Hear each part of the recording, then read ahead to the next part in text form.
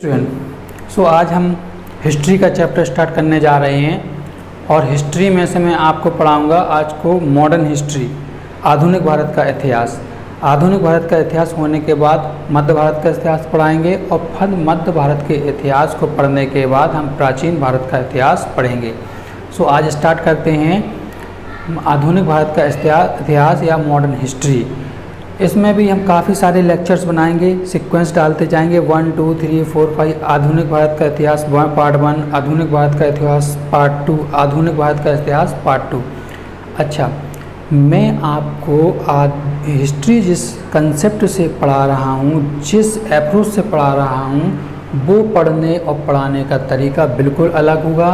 बच्चे कहने लगते हैं कि सर हमें हिस्ट्री में डेट्स याद नहीं रहती, नाम याद नहीं रहते।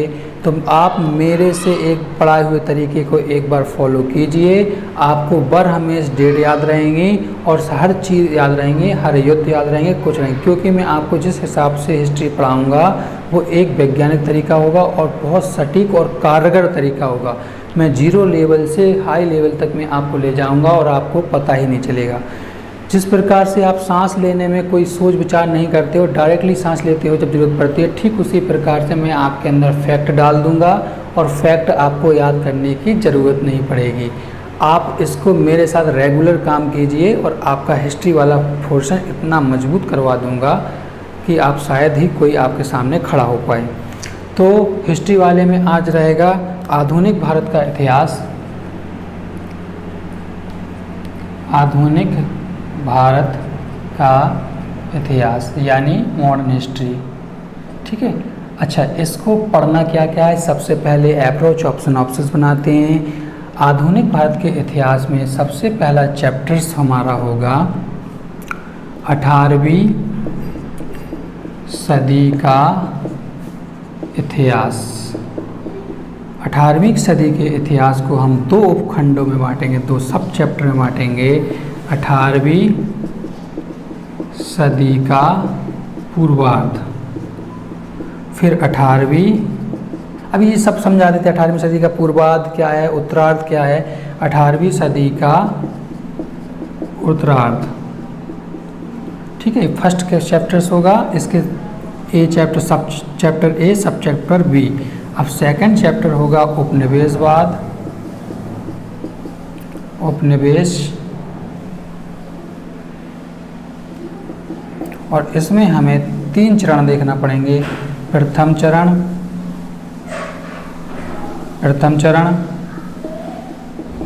द्वितीय चरण, तृतीय चरण, ठीक है। और थर्ड चैप्टर हमारा बच्चों होगा, थर्ड चैप्टर में राष्ट्रवाद,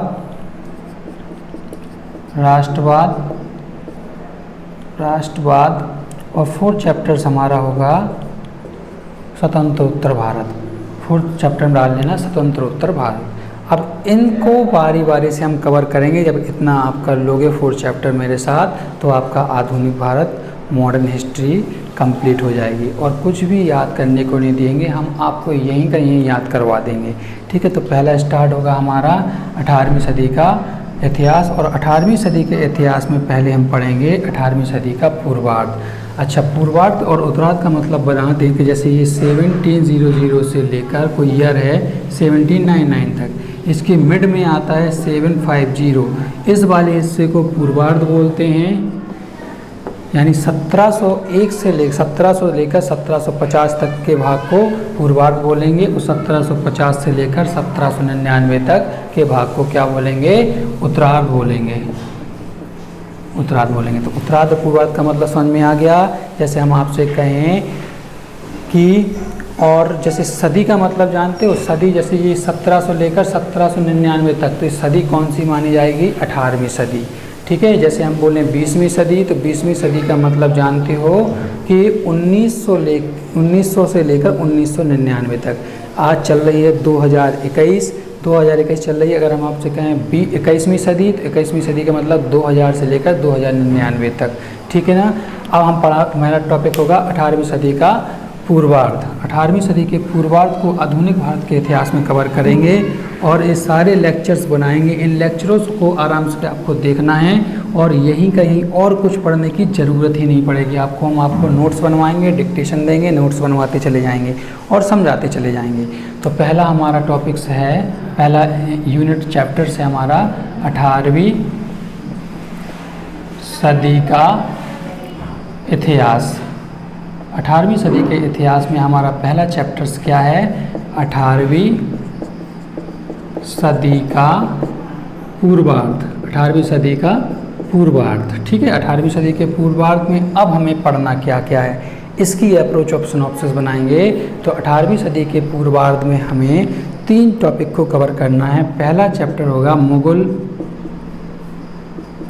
मुगल साम्राज्य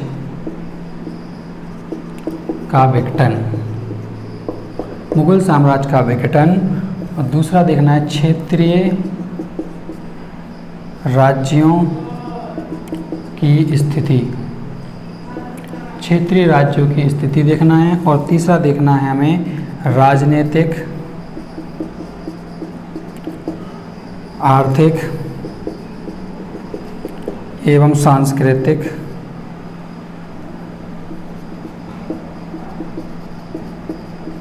अवस्था का मूल्यांकन, अवस्था का मूल्यांकन। आई रिपीट अगेन, हमारा पहला चैप्टर क्या होगा? 18वीं सदी का इतिहास। और 18वीं सदी के इतिहास को 2 भागों में बांटा है हमने, 18वीं सदी का पूर्वार्ध और 18वीं सदी का उत्तरार्ध। तो हमारा पहला सब टॉपिक क्या होगा? 18वीं सदी का पूर्वार्ध। और 18वीं सदी के पूर्वार्ध में हमें पढ़ना है मुगल साम्राज्य का विघटन, क्षेत्रीय राज्यों की स्थिति, राजनीतिक, आर्थिक, सांस्कृतिक अवस्था का मूल्यांकन। कब, किस सेशन में? 18वीं सदी के पूर्वार्ध में आपको राजनीतिक, आर्थिक और सांस्कृतिक अवस्था का मूल्यांकन करना है। ठीक है ना?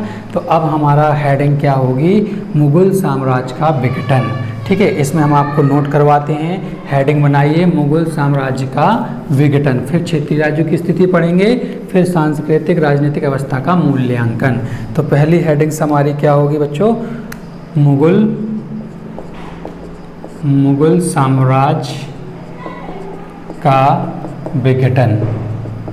मुगल साम्राज्य के विघटन हेडिंग डालो और इसमें आप लिखो। मैं आपको डिक्टेशन देता हूँ, पहले आपको लिखवा दूँगा फिर समझा देता हूँ। ठीक है, पहले आप नोट करो नोटबुक में मुगल साम्राज्य का विघटन। इसके आगे आप हेडिंग देकर लिख सकते हो। लिखिए,